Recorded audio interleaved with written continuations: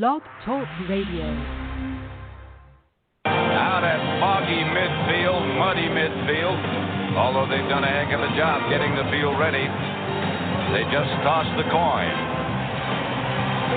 to start the proceeding. Silverback looking left, looking in. He's going to go long down the left side. There he is. And it is called 35, 30, 25, 20, 15, 10, 5. Touchdown, Jason Cruz. Coast to coast.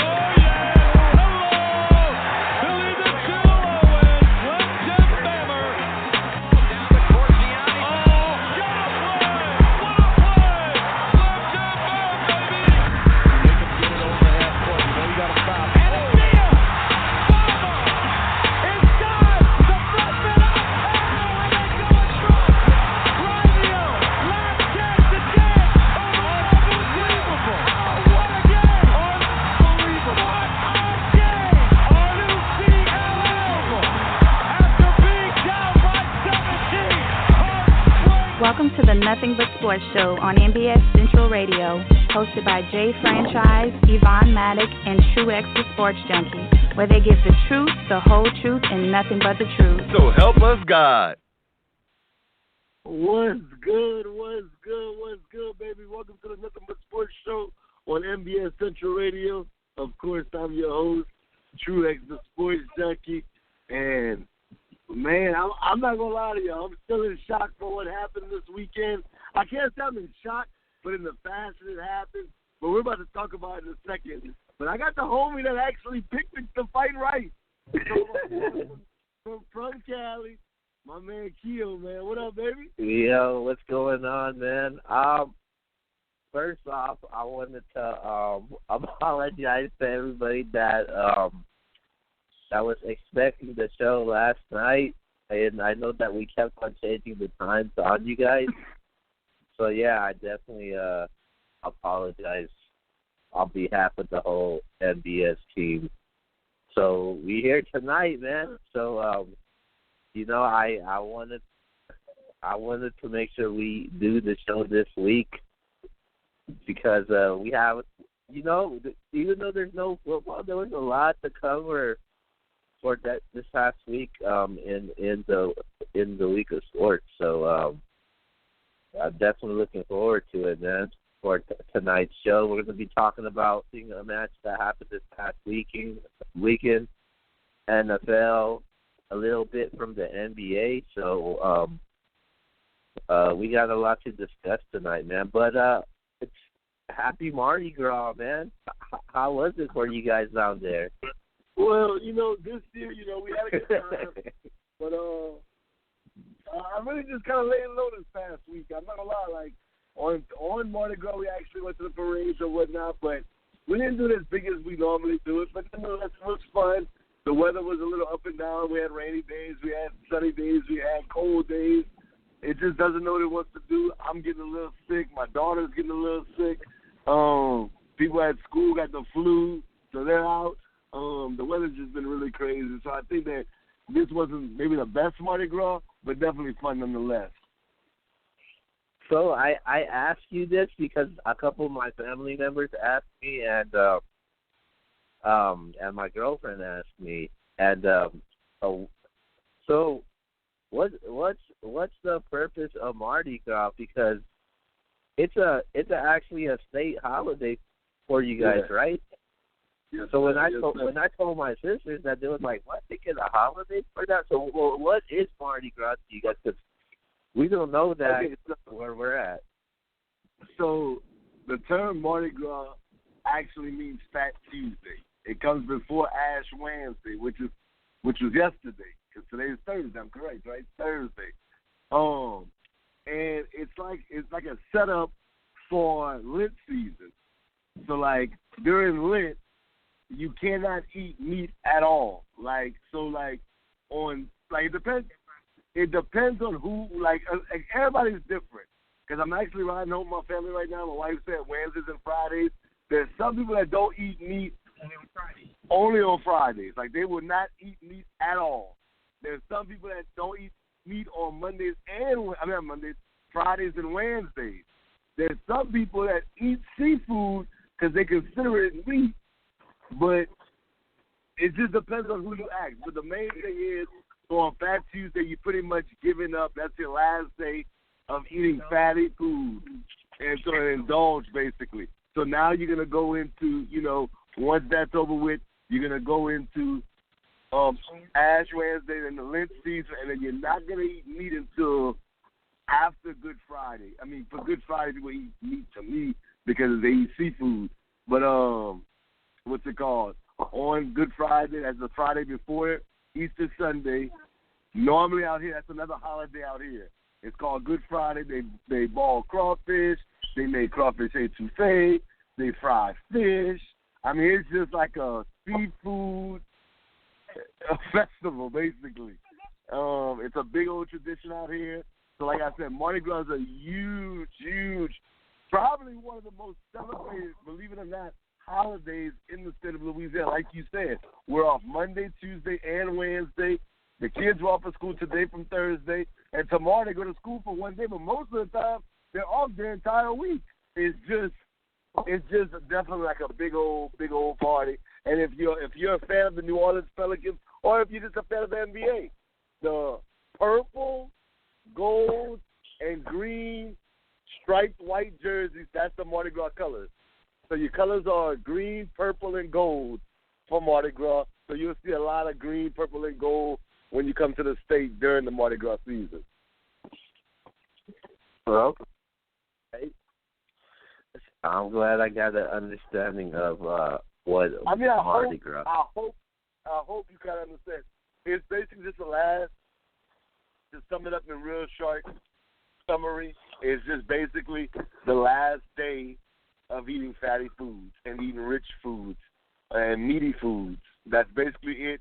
Then you're getting ready for Lent. So it's like that big feast that you have before you kind of, hold back the rest of the time. So my very last question, what was your most memorable Mardi Gras year? Ooh, that's a great question. Man, when I was a kid, man, I loved Mardi Gras. I mean, as an adult, I still love it. But as a kid, man, I love Mardi Gras. It's always the best whenever people barbecue. You have big old cookouts at parades. Because during Mardi Gras, they have a lot of parades, fairs, balls. Carnivals? It's a lot. What happened? Do they have carnivals? Yeah, carnivals, all that. That's like, just imagine in every city that you go to, every city in in Louisiana has parades going on, carnivals going on, fairs going on, and they're eating good food. They're going to be eating barbecue. You have big old barbecue cookouts. You'll have people doing fried fish, fettuccine, or like a Louisiana dish. And I always tell people, I can't tell you what's my favorite Mardi Gras of all time, but I can tell you my favorite Mardi Gras dish. And it stands to this day. It's one of my favorite desserts in the world. Keo actually had some, and he didn't even have like the best one. He had like one that I just bought with me, but it's not the best in Louisiana. And that is a king cake. Wow. It's for anybody out there, the best way for me to summarize it for you guys, I know it's a sports show, and we're talking a lot about Mardi Gras, but I just want to invite everybody out here for the culture. It's definitely worth it. They had a lot of celebrities out here this past week for Mardi Gras, but to get back to the king cake, it's like one big old cinnamon roll mixed with cake type-ish. It's really good. Man, it's really good. If you get a good one, now they have some bad ones, of course, just like anybody, that makes a dish, like some people can make it good, some people can make it bad, but the good ones, man, they're unforgettable. I want to shout out, I think that it's called Crystals. Crystals makes a phenomenal king cake. I mean, all-time good. If you're in the Lafayette area, Crystals is a really good one to go to, Crystals Wedding. And Poupart's. That's what I think. Poupart's Bakery. Really good. And And Keller's Bakery, I heard, is really good. I've never had a Keller's Bakery one, but they say it's really, really, really good. So, yeah, if you're in the Lafayette area, man, those are my recommendations. All right, so before we move on to sports, so if somebody was visiting Louisiana and they want to go down for Mardi Gras, what city would you recommend them to go to get that Mardi Gras experience with the culture, the food, and tradition and all that? Okay, so it's different. It depends on what you're looking for. If you're looking for that real, excuse me, if you're looking for that real, what's the word I'm looking for? Cultural experience, I would tell you go to New Orleans. Definitely, New Orleans. Because we know that cities don't party like New Orleans. New Orleans is a big old party city. They have the Zulu Ball, which I'm talking about celebrities go to that, and it's huge. Like, it's a big old thing out here. You go to the Zulu Ball, like, yeah, you did it. That's like one of the big events. Like, I've heard Will Smith's been in there with Jada Pinkett. I've heard a bunch of things, like the Zulu Ball. I've never been to a Zulu Ball because I'm just not the going out type, but if you like to go out and dance and have a good time, then you would enjoy it. But New Orleans has the big parades because of, you got people coming from everywhere so that want to be in the parade. The floats are phenomenal. I have heard, bad situations happen in New Orleans. I can personally tell y'all, I've been living in Louisiana my entire life, and I've never been to Mardi Gras in New Orleans, ever. What? And never, ever. I've never been to Mardi Gras in New Orleans, and I've been to New Orleans a million times, just not for Mardi Gras. I don't know. I think Lafayette does it just right. So it's like, if you come to Lafayette's gonna be lit because Lafayette got the parades, the carnivals going on.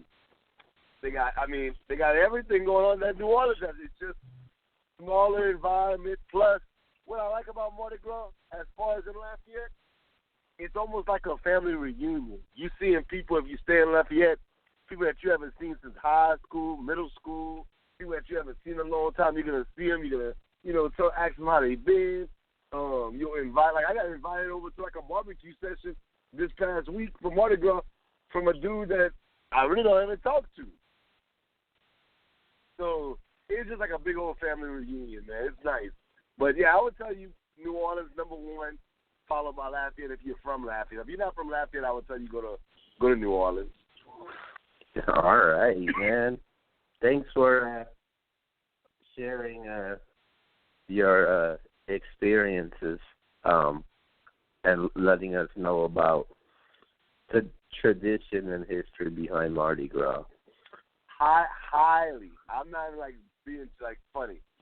Highly recommend y'all coming from Mardi Gras. It's an experience. You're gonna be like, wow, when you come. Especially like I said, I've heard great things about New Orleans and Mardi Gras. I think Lafayette's more like for like people like me that's from Lafayette. We're gonna enjoy it a little bit more because we know everybody. But like the experience, if you go to New Orleans, man, I saw what's the girl name? She used to date Orlando Scantry. I saw some people take a picture with her. What's her name? She was on Love and Basketball. She was out there. There's a few people that come out here from Mardi Gras. So yeah, definitely, man. Highly recommend if you like to party. All right. So you heard it. Mardi Gras, man, 2020. With that being said, we're gonna move on to sports. And so we're gonna kick the show off with this past weekend. What was huge, what everybody was talking about, it was Tyson Fury versus Deontay Wilder. It was the rematch. Obviously, it didn't go the way people thought it would go. The fight got stopped in the 7th round. Tyson Fury won this fight. So the first topic of the night is how surprised were you the way Tyson Fury dominated this match? Okay, so I have a two-part answer to that. Very surprised and not surprised. And the reason why I can say both, because I thought Tyson Fury could dominate the fight if he boxed him. I picked Wilder to win the fight, but I felt like the reason why I went with Wilder, because I was like, man, on the last show I said, man, Fury can win, but he has to box him. If he boxes him, he can win this fight. But Fury was like, nah, I'm going to knock him out. And I'm like, hell nah, that's not going to happen. Like, you're not even a puncher like that, Fury. Shoot, was I wrong? And that's what leads me to believe that I am super shocked. He didn't just win the fight. It was one-sided, a total beatdown. Not even close. I mean, it was a disaster. That's all I can say, a disaster. Kudos to Tyson Fury. You proved me wrong, buddy. You completely beat down Deontay Wilder. And I gotta say, man, I was shocked. On a scale of 1 to 10, I would say in the fashion that he did it, I have to say probably a 9.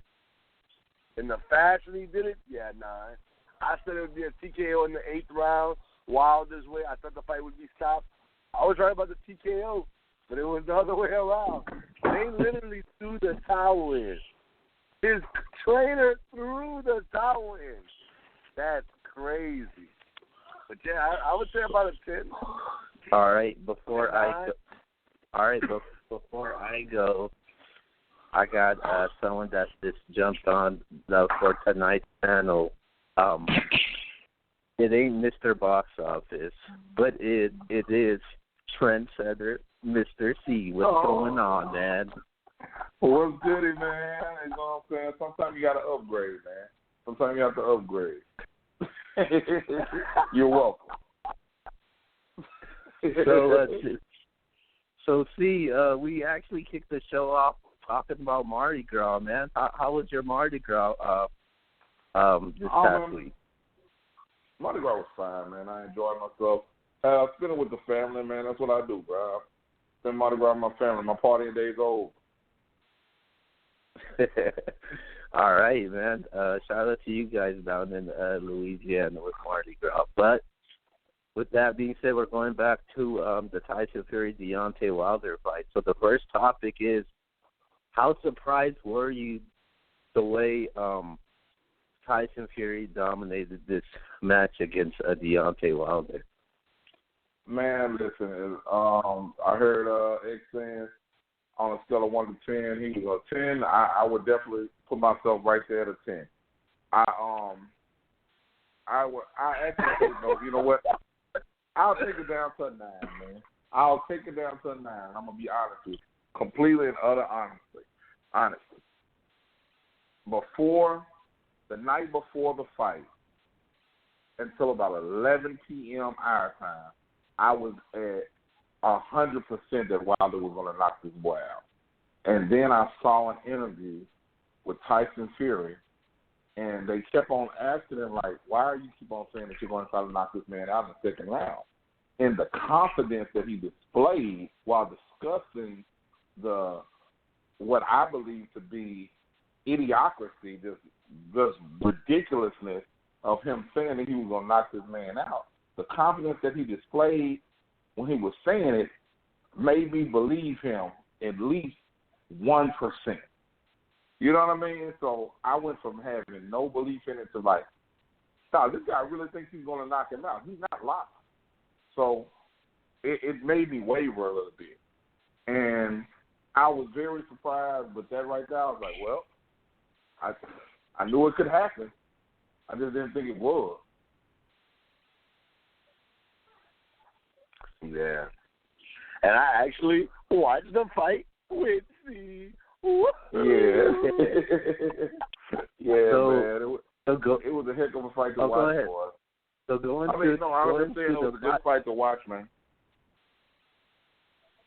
So going into the fight, it was tough for a lot of people. We discussed it on the show about who would actually win this fight.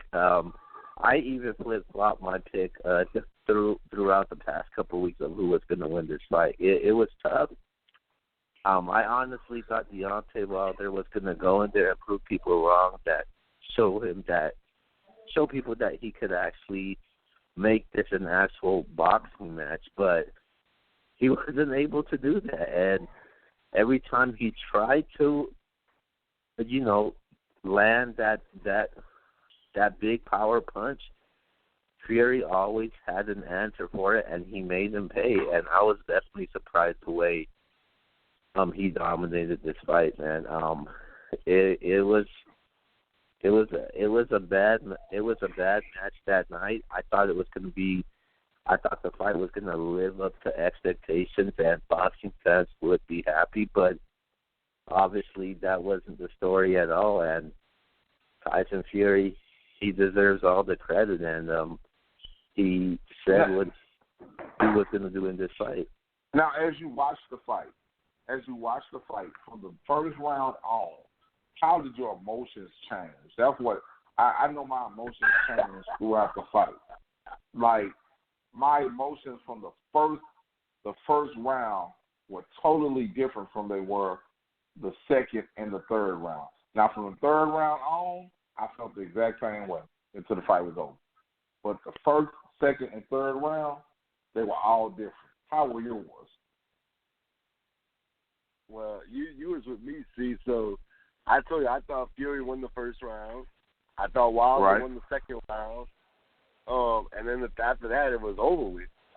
It was completely one-sided. The first round, I gave it to Fury, but like I said, it wasn't no dominating round. It just was a round.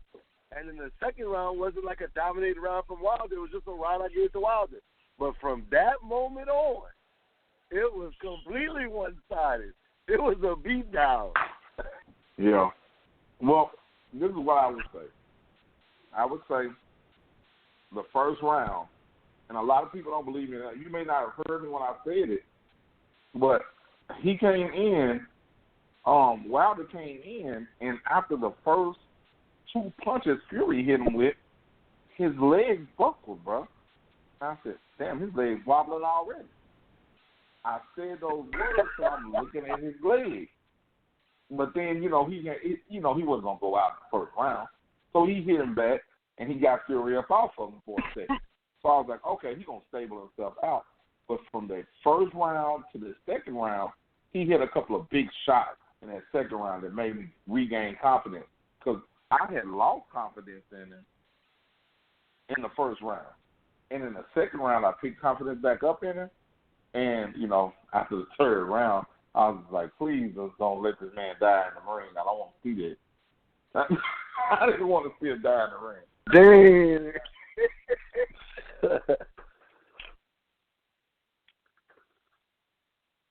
All right. What you thought, Keo? As far as the entire fight goes, I gave it a 9 to what of how surprised I was towards this fight. Like I said, I thought this fight was going to live up to expectations because there was a lot of hype around this fight going into this fight, and I thought it was going to be an actual boxing match, and fans were going to be happy, and obviously it was a one-sided fight. And I was disappointed, though, man, because I actually wanted to see a good boxing match, and we weren't able to. What was that? You didn't enjoy the fight? No, I didn't enjoy the fight because I expected the fight. I expected the fight to be more of a competitive, back and forth fight, a more competitive fight. More of Deontay Wilder. I said even with it not being competitive, and if you want to use that word, competitive, I felt like it was something to watch. It was like you kept on watching every round. You were like, oh my God, is he gonna go down? Yeah, he made it out. Oh my God, he's gonna go. Oh, he made it out. And at the time that they actually stopped the fight, I felt as if they shouldn't have stopped it there. I felt like if they were going to stop it, they should have stopped it 2 rounds earlier. at the point that, and people may say I'm crazy, I believe that he was actually getting himself together at that point. And he probably could have made it a couple of more rounds, if not snuck a sucker punch in and got it. But he didn't look as bad as he had been looking throughout the previous 2 rounds. Yeah. I enjoy it, but I didn't enjoy it. I understand both sides of the equation, how y'all both felt. I enjoy it because, like Steve said, with Wilder, he's literally one punch away from knocking you out. He can be losing a fight, and he has that kind of power where, despite him losing, he can change everything with one punch. We saw it in the prior fight. But to Keel's point, which I can understand, it puts a sour taste in your mouth moving forward in the heavyweight division. It's like it's Fury, now it's everybody else. At one time, we had literally, Ruiz, I don't think none of us really took serious, but no. You had 4 guys, even if you didn't like one of them. Like, I'm not a Joshua guy. Everybody knows that about me. But you had to put him in that, in the argument at the time before he fought Ruiz that could he be the best heavyweight? Possibly. I didn't think he was, and he proved it versus Ruiz that he wasn't. But right now, I just feel like it's Tyson Fury and then it's everybody else. Now, can AJ beat him if he comes with an A game? Possibly. Can Wilder learn from this experience and get better and beat him? Possibly. But right now, it doesn't look good for the heavyweight division. It's Tyson Fury and it's everybody else, in my opinion. And the one of the reasons why I was also disappointed, because you look at the rest of the boxing schedule for the rest of the year, there ain't any good fights like that, man. Like, there's not any good fights like that unless a fight gets booked. There's none throughout the rest of the year, and that's one of the reasons why I thought I expected more from this fight. I think if we can get. Go ahead. I'm sorry. Go ahead. No, you go ahead. Go ahead. I was going to say, you still have plenty of time left. We're only in February. So you can still get a big fight in the back end of the year. And I think a good fight, I know I'm not saying because at one time you could have even said that would be a good fight. But even if you don't get Fury versus AJ or Fury versus Wilder at the end of the year, if you get Wilder versus Ruiz and Wilder knocks Ruiz out cold like in the first 2 rounds, everybody's going to be like, oh, Wilder's back. He's back, baby. Yeah. So my thing is, you still can make an exciting fight. Let's not, get carried away. You may see Joshua versus Wilder now for the right to fight Fury. So I think there's still enough time for something big to happen. I know if AJ fights Wilder, I'm definitely going to watch that fight. I would like to see Wilder fights Ruiz. I don't want to see that. I mean, I'll watch it. I don't want to see that, man. That's not a for real fight. That's a get you back on your feet fight. Okay, Wilder, man, you could fight Ruiz, man. Get yourself back on your feet, knock somebody out, and then you'll get ready to fight the winner out of Joshua and Fury. That's what that is. Yeah. But you want me to tell you what I think is really going to happen? What's that? I think that Fury is going to fight somebody else, bro. I think he's going to fight somebody else. I don't even think he's going to fight Wilder or Joshua. I think he's going to fight somebody else, and we're going to have all of this bull that usually goes on in the heavyweight division again. Joshua's not going to be able to make the fight with him. And here we go. I'm glad that you mentioned that, because that actually leads us to our next topic. So, you and X been watching boxing longer than I have. So, with Wilder now, he could sign off on his rematch against Fury. So, are you guys even interested of seeing a third fight between Wilder and Tyson Fury, or do you think he should fight somebody else like you guys just mentioned? I am. I'm very interested in seeing it. The reason being is not because I think that I don't think I tend to lean on the side of a bigger puncher, right? So the only thing I think about when I see Wilder is if he hits you with one of them punches right where he needs to hit you, you gone. But the fact that he didn't have any legs during the fight, that he was never going to learn that punch. He was never going to land that punch. That's why I really think now, hindsight being 2020, he was never going to land it. But I would like to see it because I think that going into the fight, we'll know after that fight. I think that he won the first fight because he knocked him out. He knocked him out. I don't care what anybody says. He knocked him out. So he won that fight to me. Now he got his ass with the second fight. But the third fight, I would lean toward if Fury beats him. Fury he just beat him. You'll never beat him then. Like I never need to see them fight again. If he beats him again, he'll never need to fight him again. Like kind of like Pacquiao and Floyd Mayweather. Like Pacquiao keeps talking about he want a rematch, but you'll never beat Mayweather. You can't hit him. You know what I mean? They're both old now. Yeah. I don't want to see that anymore. You know what I mean? After that fight, I was really satisfied. I'm not satisfied with this. Everybody else seems to be satisfied. Wilder will never beat him. He can't box with him. I don't believe that, man. I believe he can't box with him, but I believe he can knock him out. I do believe he can knock him out. I thought this was it wasn't a fluke, but I do believe that there were variables that, threw this fight off. Yeah, I'll have to disagree with you on this. I definitely think he should fight somebody else first. He needs to go back to the drawing board. Kind of like obviously the first time about the name didn't get beat down like he did, but he got beat easily, and that's Canelo. Canelo came in as a big puncher, somebody that really wasn't a great boxer.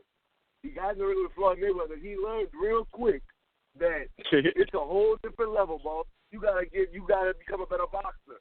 And now Canelo's nice now. Like not just hitting you hard, he's like counter punching, moving his feet side to side. Like you gotta box Canelo now. Plus you gotta worry about the knockout power. I think that Wilder needs to go back to the drawing board. I think that he does fight other people right now. And then once he gets his confidence back up, if he can beat a Ruiz, which I think he'll beat Ruiz, because I think that's a bad matchup for Ruiz. They both like to slug it out, and he don't want to slug it out with Wilder. But it could be an awful loss if he was to lose to Wilder. Wilder was to lose to Ruiz. But then I think he should fight Anthony Joshua. And then from there, if he beats Ruiz and he beats Anthony Joshua, I believe that, and he has the right people in his corner. I heard he fired his trainer for throwing that towel in.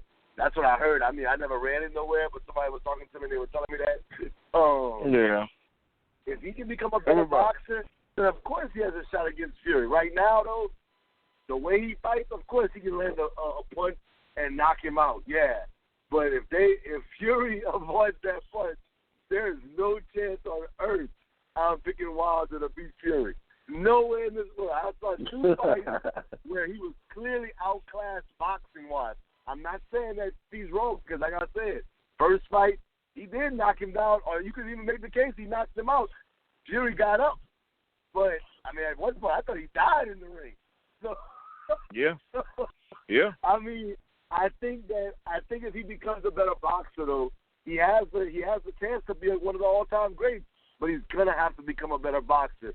I know C don't like to hear this, but, that was my knock with Tyson, man. I felt like Tyson just wasn't the greatest boxer. He had knockout power out this world.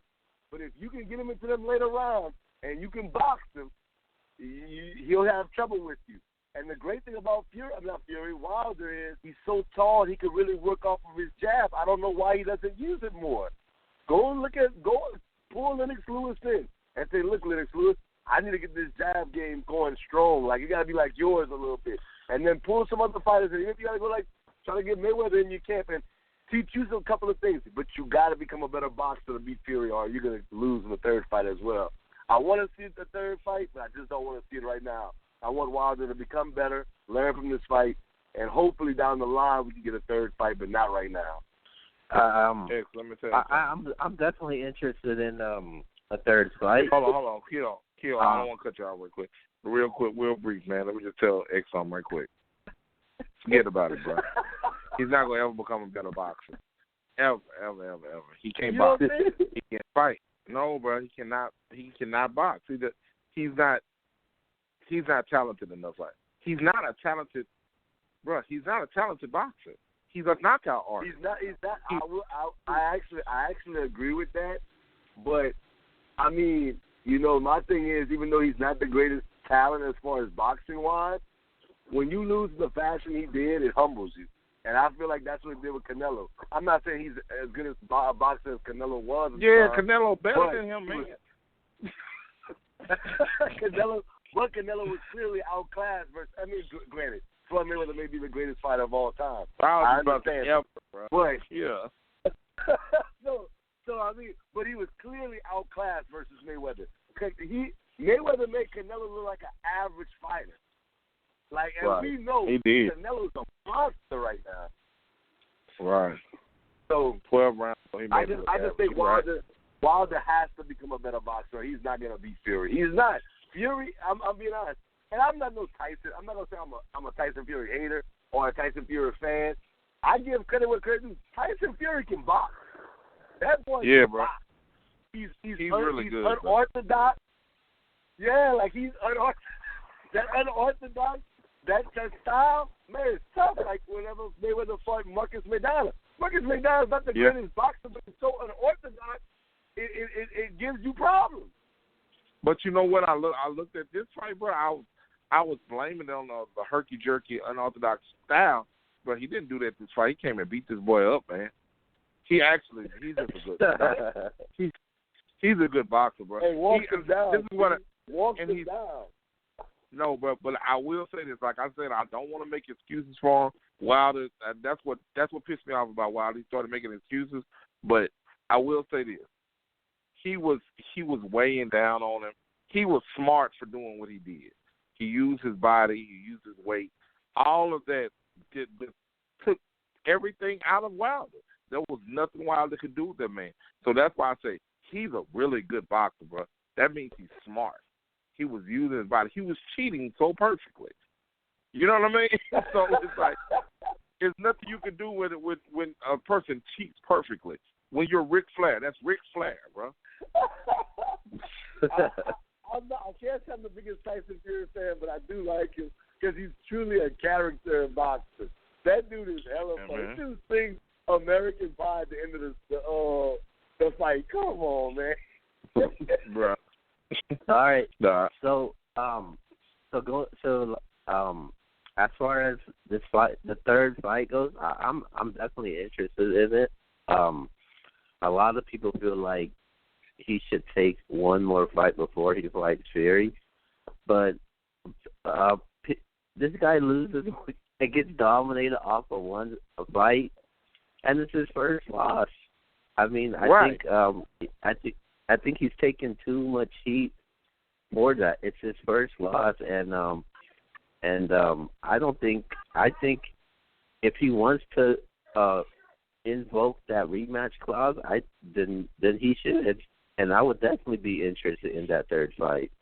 It's just that he better come in with a different game plan from what we've seen this past weekend. Because X brought it up earlier. He said that he didn't work him with that jab. So Wilder should have worked him with that jab, because the first match Wilder worked him with that jab, and Wilder was successful in that fight throughout the rounds. And I don't see it that way exactly. I think he worked it a little bit, but he got to work on that jab better than that. That jab is not on. No, he didn't have a chance to work nothing about the jab the jab on the first fight, not the second fight. I don't think he worked in the first fight good enough. No, but I think that's what everybody was talking about. No, man, he didn't work the jab the first fight. He just did so much better than he did the second fight, and that's what I'm saying. But see, let me ask you this, and this is why I'm not so interested in the third fight right now, and I think he needs to get better. Because this is what it reminds me of, and I don't know how you guys feel about this, but if you are boxing, I'm not calling myself an expert, but somebody that loves boxing, loves sports, watches this stuff for real. This fight right here reminds me of, and I think I've spoken to both of you guys about not this particular fight, but just talking about the Kelly Pavlik Jermaine Taylor fight. And in the first fight, if y'all remember, Jermaine Taylor actually dropped Kelly Pavlik, and Pavlik came back in the fight and beat Jermaine Taylor late in the fight. And then people were like, Jermaine Taylor was like, well, I'm gonna come back in the second fight. I'm not gonna play with him in the late round or whatnot. I'm gonna beat him this time. Or it might have even been a draw the first one. I think Pavlik won the first one, but it was definitely a close. It was definitely close. It was a close fight, the first one, right? Right. So I remember what you said about Fury. That's exactly what Kelly Pavlik said. He said, "Dude, I felt his power. He's gonna be boxing on ESPN for the rest of his career after he fights me in the second fight." And the confidence was like big time. Him and his trainer was like, "We're gonna beat Jermaine Taylor. It's not even gonna be a fight." And in that next fight, Kelly Pavlik just didn't beat him. He dominated him. And an easy win. And you never heard from Jermaine Taylor ever again. And Jermaine Taylor, he didn't lose up until he fought Kelly Pavlik. And that's how I feel about he used to dominate too. Exactly. Well, it reminds me of something totally different. Okay. This is what it reminds me of, and the reason why I don't want to see it. It reminds me of is that he's nowhere on the caliber of this guy, but Roy Jones.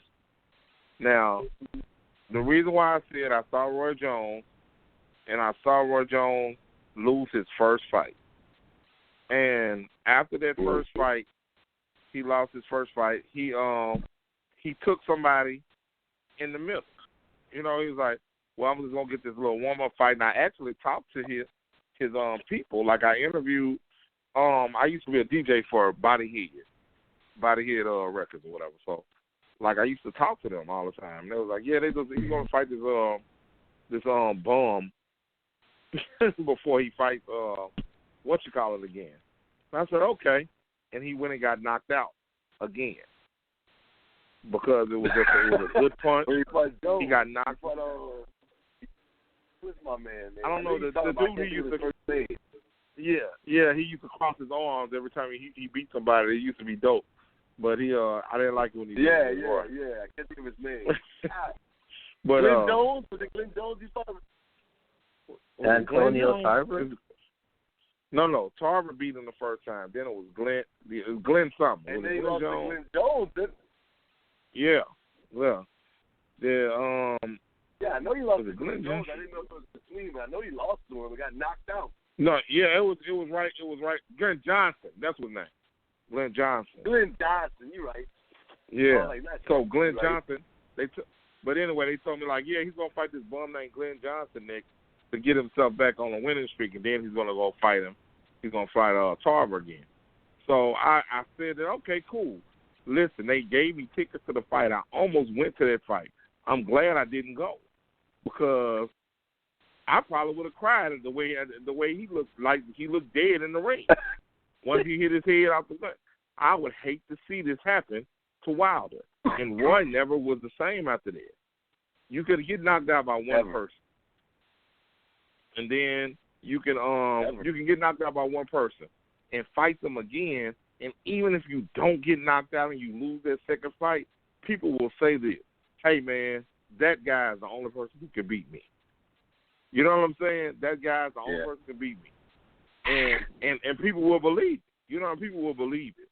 Because even after Roy Jones had lost again to Tarver, he said, man, Tarver's the only person who could beat me in the light heavyweight division. And people believed him until he started getting beat up again. You know what I mean? But it was just the fact that he found out that he can get knocked out. Now, we already know that Wilder has found out he can get knocked out. He didn't know that.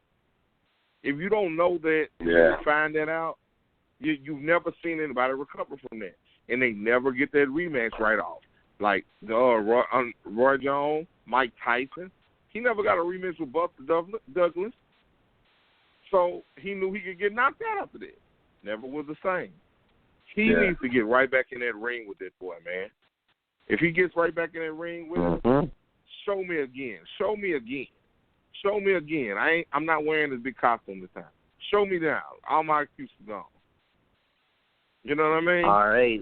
But is his career over if he loses to Tyson Fury again? No, he can still fight Joshua. No. It will be only a second loss. It just proves that he just can't beat Tyson Fury. Yeah, but then I don't ever think that he'll ever be the caliber fighter that he is, that he was prior to this fight. I think that he'll always be, he's a good fighter, but he's definitely not elite. Right. Bro, beating Ruiz, anybody who fights now, nobody cares. Oh, good. Anybody he fights now that's not named Tyson Fury, nobody cares. He can fight Ruiz. They still gonna be like, he was like, oh, he knocked out Ruiz. They were like, yeah, he knocked out Ruiz the way Tyson Fury was beating his ass. Everybody gonna say the same thing, bro. Nobody is always gonna go right back to Fury. It's gonna go back to Fury, bro, every time. All right, let's go. Let's wrap up boxing right now. We got a lot of topics to cover still, so we're gonna go on to the NBA, man. We're gonna talk some NBA basketball right now.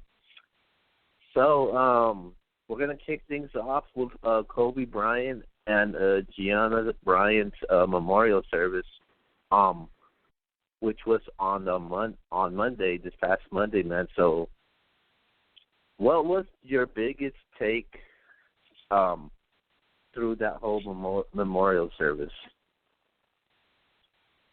You're more than welcome to go first. I know you're the guest. Yeah, I really actually don't have much to say about this one because I honestly didn't watch it. I didn't watch a replay of it. I ended up accidentally watching a highlight from Shaq and accidentally watching a highlight from what else was it? They had two good little quotes or whatever, and I ended up seeing somebody post one of them, the Shaq thing and somebody else's. But I intentionally didn't watch it because honestly, man, I just can't take it anymore. I can't take it anymore. It's too sad of a thing, and I'm glad it's over. I'm glad that they did this. People needed closure, and I think they got it. I think it did everybody a good deed to see Vanessa doing good, Vanessa being strong, being able to speak on her husband and her daughter so eloquently. Everybody's talking about how strong she was and how eloquent she spoke. I think that it just did everybody good seeing that, and I did good hearing about it. The Shaq comments about Kobe not passing, that was hilarious to me. That was like the highlight of it, man. That did it for me.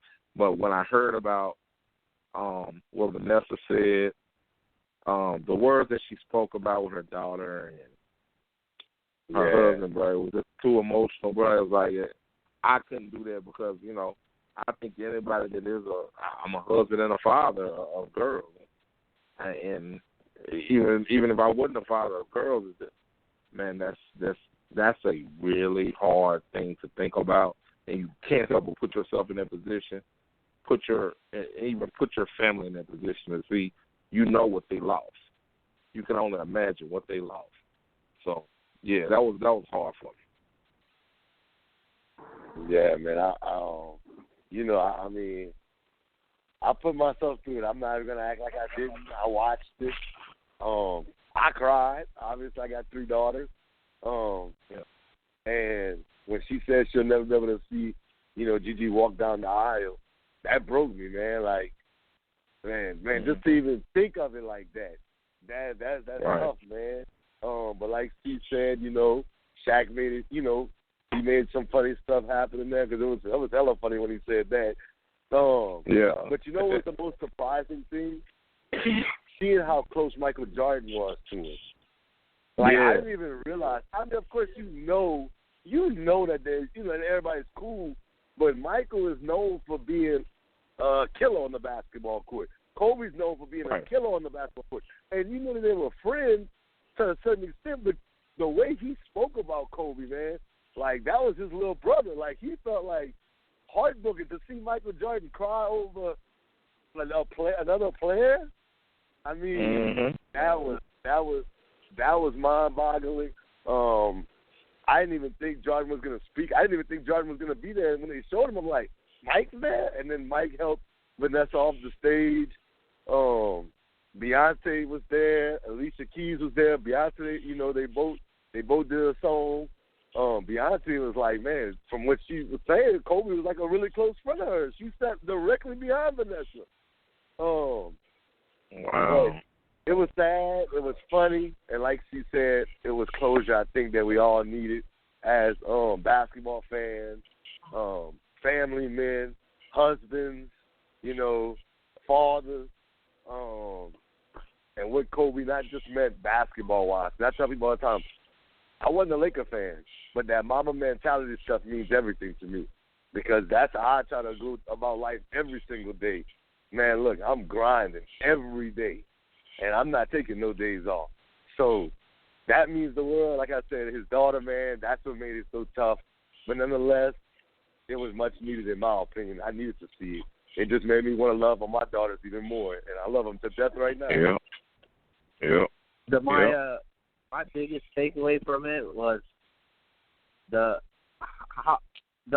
how much people he affected, man. Not just the basketball world, but in the Hollywood world, in the music world, seeing all these faces here for this memorial, man. That speaks volumes. And then seeing his wife go on stage in front of millions people watching on TV and 1,000 people in the Staples Center, for her to able to do what she did after losing, her husband and her daughter. That takes a lot of guts and courage, man, for what she was able to do that day.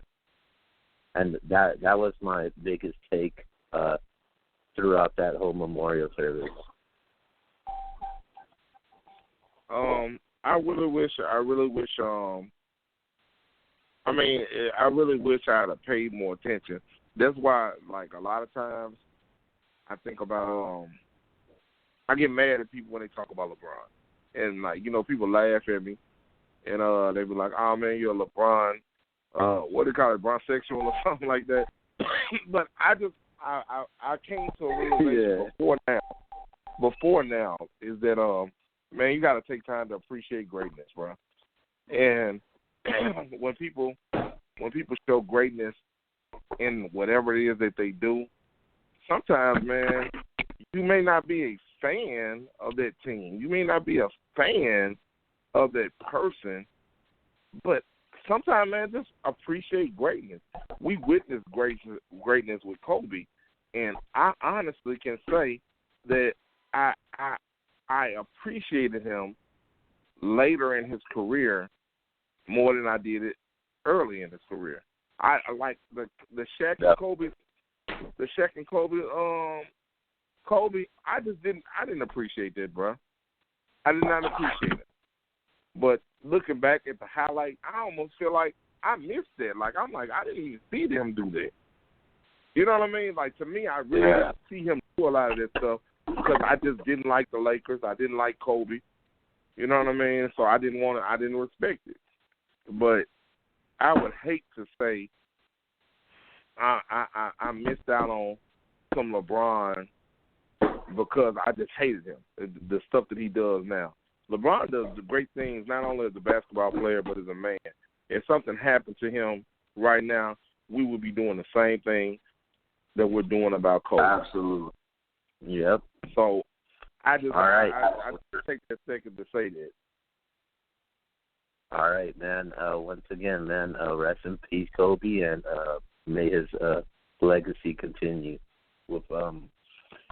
With that being said, we're going to move on to our next topic, and we're going to talk about the Clippers right now. So the Clippers, man, they've been struggling as of late, man. They did beat Memphis past week, but before they beat Memphis, they had a 3-game losing streak. Should we be worried about the Clippers' struggles right now? Oh, yeah. Oh, Lord, here we go. Yes, man. Listen. Oh, my God. Let me tell you something, bro. I've been watching basketball a long time. Football, too. But that has nothing to do with this. I see the Clippers. When they talked about the Clippers on how, oh, my God, the defense, bro. That's not impressive telling me that they're going to be able to play the best defense in the world on paper. You're going to have to beat these people 4 out of 7 games in a week. That team is not built to beat the Lakers 4 out of 7 times in a week, bro. The only people who could do that, the only team that could do that was the Lakers. Was the Warriors with KD, and that was with LeBron not having AD. You know what I mean? So you got to look at what they really have, bro. I'm not even sure, and you can put me down on the record. I'm not even sure that they could make it to the final, Western Conference final, with the way they're playing. They're losing for a reason, yeah. They're not, oh, yeah, we don't care about this. We just go to the playoffs. So what happens if you're the 5th seed and you have to play the 4th seed, and that's the Rockets? What happens then? I'm going to let you finish. I ain't going to disrespect you. I'm just saying, that's all I want to know. I want to know how you're going to beat the top teams. I'm about to answer all. You're going to have to beat. You're going to have to beat these top teams in the West, right? You're going to have to beat. Let's say you run into the Rockets first. I'm not really tripping off nobody, but really the Rockets and the Lakers. I'm not. Detroit. Denver is not impressive to me. I don't care what nobody say. Them just really my two: the Rockets, the Lakers, and the Clippers. Bro, you're not gonna beat Lakers and the Rockets. They're not gonna do that. And then say they do that, then they're gonna go beat the Bucks. Come on, man. That team's not built to beat them. Okay. So obviously, C is completely lost on this topic. Oh my goodness. See my dog, yeah. See you, my dog. Okay, so first let me say this: they're the 3 seed currently, right now. Mm-hmm. That's over the line. Only about 1 game. I'm not sitting there denying that they're only 1 game back of the Nuggets for the 2nd seed. Mm-hmm. I think they play the Nuggets tomorrow night, or it might be the Nuggets or somebody they play tomorrow night. I don't know what it is exactly. Nuggets, Jazz, somebody. Okay, so if they play the Nuggets tomorrow, they win that game. They're literally in the 2 seed spot now. So, all my NBA heads out there, they wouldn't even play the Rockets. In the 2nd round, they wouldn't even play the Rockets. They would actually draw the Nuggets in the 2nd round, and the Lakers would have to play the Rockets in the 2nd round. So this notion that they're going to have to see the Rockets and the Lakers, that's probably not even going to happen because really, in all honesty, unless the Rockets end up being the 3 seed or the 2 seed, even then the Clippers have to be the 3 seed or the 2 seed with the Rockets to see the Rockets within the 2nd round. So more than likely, if everything holds up to form right now, the Clippers would draw the Jazz in the 1st round, which I would predict that is a sweep or 5 games. 2nd round, they get the Nuggets, 5 games, maybe 6. and that's at best for the Nuggets. Last round, they're getting the Rockets or the Lakers, and they're more than capable. I think they're not even concerned with that number one seed. I'm going to tell y'all why. They keep sitting Paul George. Now, I'm not sitting there saying Paul George is banged up. I'm not saying that Patrick Beverly just came back, the other night for the first time. But all these guys are sitting, and Keel's bringing up there on a losing streak. In their last 10 games, they're 6-4. That's pretty much what everybody is for the last 10 games. They're around that mark. So the Lakers are 8-2 in that mark. The Lakers are 8-2 in that last 10 games. But my thing is this: if the Lakers get the one seed and they're playing every night, LeBron's playing every night, AD's playing every night, which I'm not big on that rest stuff, because to me, once playoff time comes, you're going to be ready to go because you're playing with that extra motivation. But like we all know this, they both play at Staples Center. It doesn't matter who has home court. That's the same building. Yeah, okay, it says Lakers on the court. So what? It's the same building. So that means nothing. I think the Clippers are content with getting the 2 seed. I will be on record right now, like C just said, the Clippers will get the 2 seed. I believe I want to say, because we play fantasy basketball, I think the Nuggets play the Clippers tomorrow night. And when the Clippers win that game, which I think they will, I think the game's in LA, it's going to be pretty much the rest of the way. The Lakers the 1 seed, the Clippers the 2 seed. They'll meet in the Western Conference Finals, and then we're going to find out who's the best team in the West. And I want to be honest with y'all. Keo, you've been on this show with me for a long time. I was the first person that I could recall hyping up Giannis. The Bucks not beating either one of these teams. Y'all can put it on paper right now. The Bucks. Well, I don't. Well, to be honest with you, I didn't even pick the Bucks to go to the finals. I originally have Boston going to the finals. Yeah, so I get what the Bucks are doing is historically great. I'm not denying that. But the Bucks, to me, they're not winning the championship. Nor, don't be surprised if they don't come out the East. I'm not even so sure they come out the East. They kind of remind me, I don't want to be disrespectful, they kind of remind me of that Supersonics team that had the best record in the NBA all year long, and then they give him a tumble and then put them out in the first round with one of the biggest upsets. I'm not saying they're gonna get beat in the first round, so don't put me out saying, "Oh, actually, I didn't say that." No. But what I am saying is, if the Sixers are fully healthy with Ben Simmons and B, I know people don't like them the way they play in the regular season, but when the game slows down and you got to stop them beating that post, and they play with that chip on their shoulder versus the Bucks, I think they have a fair shot at beating them. The Raptors have a fair shot at beating them, and the Celtics. So it's not a shoe-in that the Bucks are getting to the finals. I think the Clippers are fine. They're one game out of the 2 seed position. They play the Nuggets tomorrow night. They win that game. They're the 2 seed right now. What are we concerned about? They don't care about that 1 seed. It's the same thing. Whether you play the Lakers with the Clippers on the floor or the Lakers on the floor, it's still the same thing. I like the way you look at your conversation. You said they're one game out of the number 2 seed. They are 1 game out of the number 4 seed as well, and 2 games out of the number 5 seed. Stop acting like they're not close to being a 5th seed, 4th, 5th seed, bro. So are you betting that they'll end up being the 5 seed? I'm not betting that they'll end up being a 5 seed. I'm saying on this going 6. Hold on. Let's go out the next 10 games. So they win 6, they lose 4, right? So they do that next week. Yeah. Do the same thing next week. Win 6 and lose 4. Let's see what they So okay, let's say they do that for the rest of the year. You think that means that they continue to be the number 2 seed? They get up to be the number 2 seed? I like you. I'm not a big believer in the Nuggets. The Nuggets are a cool regular season team. We saw what happened with them versus the Blazers.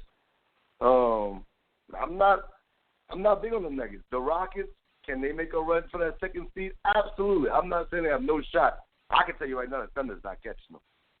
I don't care if the Thunder's 3 games back or whatever, 4 games back. They're not catching the Clippers. So really, it's just the Rockets. So, okay, they don't get. I just think it's a lot jumbled. It's jumbled down there, bro. It's jumbled. Under the Lakers, it's jumbled, bro. Anybody can do anything. One thing we do know is the Lakers will be one.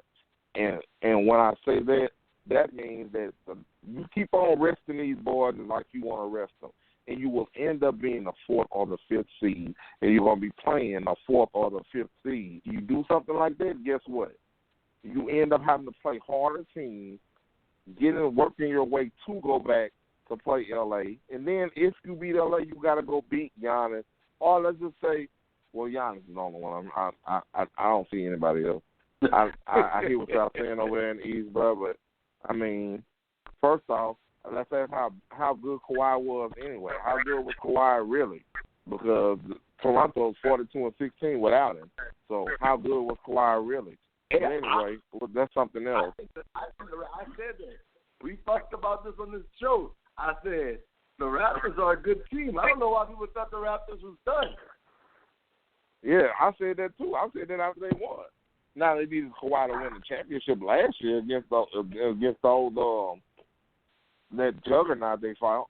You know what I mean? But they lose Kawhi and then what? Oh, they still was gonna ball. That's what was gonna happen.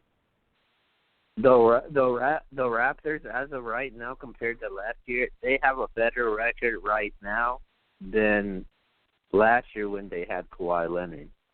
But as far as am I worried about the Clippers? I am worried about the Clippers, man, because if they do end up drawing against Houston, they're losing against Houston. I don't think the way James Harden and Russell's playing with each other ever since they've been playing ball. I like Houston, man. I think it possibly can be Houston and the Lakers in the conference finals, and I think that would be really entertaining. Oh, that's trash. The Lakers gonna beat them. Bro, the Lakers gonna beat anybody. No, they're not, bro. The Lakers all right, we got time's ending up on the show, so we got I think we got time for one more topic, man, and you guys are gonna love this one. So we got one more topic left, and our very last topic, we're gonna talk about Zion, man. So basically, from what you've seen so far, has Zion lived up to the hype? Yes. Oh, yes. Most definitely. Yes. How hard? Do y'all have a yes button? Yes. He's better than advertised, bro. Everybody was talking about the problem adjusting he was going to have. I don't see him having a problem adjusting to the league at all. I think he's thriving. To be a rookie and in his first 12 games, he's averaging over 20 points comfortably. And he's playing. He started off playing a reduced amount of minutes, and he's been able to score effectively. He's imposing his will on people as a man down there. In his rookie year, the boy's only 19 years old. This is serious, man. It's only going to get worse from here. And he's not trash as a jump shooter. He can get to the goal at will. His game is going to develop just by being there. But he's not scared at all. His second jump on a rebound after a missed shot, oh, my God. This boy is everything that we thought he was going to be. Even though he went to Duke, it didn't rub off on him too much because he only stayed a year and he missed most of the games, so he still got on championship. There he goes. But yeah, he definitely lived up to all of the hype and much more to come. Absolutely. I mean, I didn't want to say he just lived up to it so far. He's exceeded my expectations. I thought he was going to be good, but not this good. I'll be the first one to tell you, I thought he was going to be solid, but not this good. He's been really good. He's actually, we know how good John Morant has been, but, like, it's an argument who's the rookie of the year right now. Like, at the time, when Zion was out, you said it's over with. John Morant got this. He's playing well. They're in the playoffs. Shoot, I think Zion and the Pelicans may catch them for that 8th seed. And with Zion missing all those games. Exactly. It is not a shoe-in for Ja Morant. He's exceeded my expectations. And if this Pelicans team, they can keep that core together, I'm not going to lie to you, but I'm actually really excited about the future of this team. Lonzo's getting a little bit better. Ingram was an all-star this year. Jackson Hayes, if they can put a little bit more meat on his body and he can continue to develop with Zion, man, this team could do some things, man. So I do think I will go on record right now saying they will catch the Grizzlies. My concern is will Portland beat them out? Because I know Dame is out right now, but if Dame is playing, man, it's hard for me to say. And the way Carmelo's playing, the way C.J. McCollum's playing with Dame, I think it's going to be hard to beat them out for that 8th seed. But I do think they catch the Grizzlies ultimately, and Zion wins Rookie of the Year. As far as has he lived up to the hype, as much as I hate to say this, man. Oh, Lord, here we go. Hold on, man. I got a good reason why I'm about to say this. There's a good, valid reason. As much as it hurts me to say this, man, Zion has lived up to the hype, man. Oh, wow. Yeah, he's lived up to that. I was critical of Zion the first couple games, and on top of that, he went to Duke because when you look at, the big men from Duke, they ain't successful, man. Right. And the history's there when you look at guys from Duke. We yet to be determined with Marvin Bagley because he's been injured a lot. But Zion has lived up to the hype. I like what I see, man, and they're letting him go. They're letting him play, man. And this is the Zion that I seen from Duke, and with Brandon Ingram there. I don't know what the status is with Drew Holiday. I have a feeling he might be moving after the season. But I like Zion, man. I think he's lived up to the hype, and as of right now, I think he's going to win Rookie of the Year. It doesn't matter what. I don't care what John Morant does, man. It doesn't matter, man. Zion's winning Rookie of the Year, man. I just see him continuing what he's been able to do so far this past season, and I think it's Zion to lose right now. And the Pelicans, they got a really great shot of making it to the playoffs. Just don't mention it to the guys from the Nbs group chat because they'll disagree otherwise. But I like what I see from Zion so far, man. Real quick, you had a good comment just now. Drew Holiday. What happens with Drew after this year? If we make a good run and make it to the playoffs, I mean, honestly, we'll be 8th seed and we'll be out of their first round. And we have to play the Lakers. And, that's what it is. So after then, you look over there. Do you need Drew moving forward? No, I would actually get rid of him. And after that, going into this off season, I'm actually glad that we didn't, though. Now looking back at it, because you need that veteran leadership, and I think that he was good for those guys. Somebody that works extremely hard. I mean, I don't follow everybody on Instagram, but I do follow Drew, and Drew is always grinding. That dude stays in the gym, bruh. He cares about his body. He cares about putting in the work. That dude truly grinds. And I know, obviously, Instagram you can put on a front, but every post it seems like that dude's always working out and grinding, getting better. Seems like a good guy, but at the end of the day, like, he's getting up there. It's time to hand those keys over to Zion, Lonzo, Brandon Ingram, Jackson Hayes, Jason Hart, those guys. I would actually keep J.J. Redick. I think J.J. Redick's good for the team. But I would actually go in a different direction. If you can acquire, some more young talent, go ahead and go that route. But give Drew a chance to, maybe go catch a ring with one of those heavyweight teams like the Bucks. The Bucks could definitely use Drew Holiday. Yeah, I just don't think Drew fits in their plans moving forward. And Drew, he's been in trade rumors since the begin this past off season. So I just see them moving Drew Holiday, and I don't know if they maybe might get something good back, but I know the Pelicans and Mr. Griffin, they ain't gonna let this guy go for cheap. They're gonna get something out of Drew Holiday. Absolutely. All right, guys. It's about that time where we wrap up tonight's show, and let's do our shout outs, man. So go ahead, C. Give your shout outs really quick. All right, cool deal, man.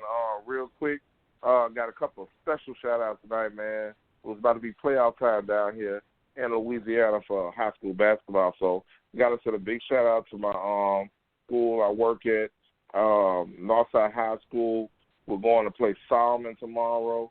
Looking to get a big upset down at Solomon, right outside of New Orleans, the Slidell and all that.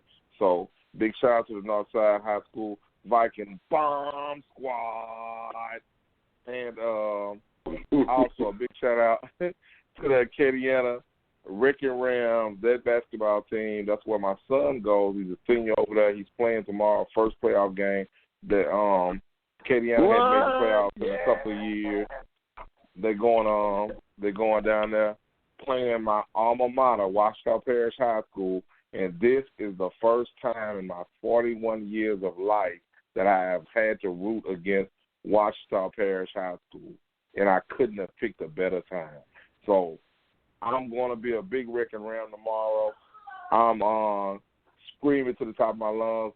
Number 24, Hunter Bryant. Look for him. We making history tomorrow. It's going down. So make sure y'all check us out. All right? That's what's up. All right. Hey, hold on. Kia. See, you going? What time you leaving to go? Man, I'm leaving at 2, you rolling? Ooh, I might have to get out there with you, boss man. I want to go see that. That's right. Nah, that's right. I'm hitting the road probably right around 2 o'clock. I got to get everybody. We'll talk about it. All right, bro. All right. Shout out to everybody that continues to tune in, supports the show. Like I said again, once again, we apologize for the time changes throughout this week and for yesterday, but we gave you a good show tonight, man. And shout out to the rest of the NBS brand, man. That's not here right now. So shout out to Yvonne, Jasper, Mike, all of them, Marlon, Ray. Man, and shout out to Mr. C, man. I thought he was horrible in fantasy basketball, and he's on a 7-game winning streak, man. Congratulations, man.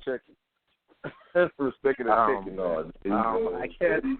I can't say the same for X. X every year he would be like one of the top 2 teams in the league, and he might not even make it to the playoffs, man. Hold on. Wilding out, man. I'm fighting for that last playoff spot. I'm trying to get in, my brother. And shout out to C, shout out to X, always holding it down. And March Madness is coming up, man. So the bracket's gonna get filled out soon. So make sure you check that out.